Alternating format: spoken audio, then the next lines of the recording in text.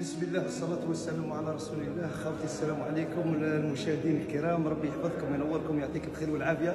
تحياتي لكل واحد راه يتابع في هذا الفيديو. اليوم من الأيام يوميات بوجمع الدهزاوي كل خطروين. اليوم أنا في مسجد بمنطقة تفراوت بلدية أبو الحسن في ولاية شلف. المسجد هذا مسجد عثمان بن عفان في قرية يعني نائية. شوفوا كثر خير المحسنين والناس اللي قايمة على هذا المسجد، وهو الآن في الرتوشات الأخيرة. ماذا بكم خوتي ناس الخير أهل الخير؟ شوفوا الناس اللي تبغي تدس دراهمها في البنوك، والناس اللي تخبي دراهمها في البنوك، أنا من رأيي وماني ننتقد في حتى إنسان، وإنما ها هو تخزين البنك، بنك الآخرة. ندائي للناس وشكري الخاص للناس اللي وقفوا معايا وعاونوني في هذا المسجد، من بينهم عمال ولا يعني بلاطريه ولا كهربائيين ولا بلومبيه، كاع الناس اللي وقفوا معايا يكثر خيرهم ويرحم والديهم.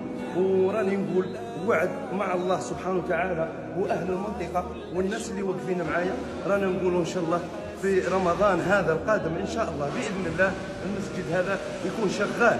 شوفوا خوتي راهو على الرتوشات الاخيره، ونتمنى تعطوني رايكم في المسجد هذا. شوفوا ما شاء الله تبارك الله، شوفوا ربي يبارك ما شاء الله. ربي يبارك.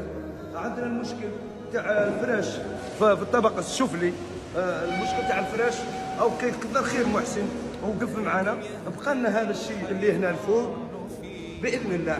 راني نقول لكم ونعاود لكم خوتي وبارك الله فيكم، ادعوا لنا الله، ادعوا لنا ربي سبحانه هذا المسجد، ونكونوا بالتوفيق ان شاء الله. رمضان ان شاء الله بربي راح يكون يعني نصلوا فيه التراويح باذن الله. وهاومين خوتي، وعندي نداء من هذا الفيديو، عندي نداء لوالي ولايه شلف ومدير الشؤون الدينيه بولايه شلف. رحمه على والديك، احنا تعبنا على هذا المسجد ووقفنا على هذا المسجد، كل اهل المنطقه والمحسنين اللي وقفوا معنا، لكن ندائي ليك ماذا بيك تعطينا رخصه باش نولوا نصلوا، لان انا نقول لك لان اهل المنطقه هذه نصهم ناس مسنين كبار في السن، يعني راهم بيوم الجمعه يسافروا مده 5 كيلومتر ولا 6 كيلومتر باه يصلي الجمعه.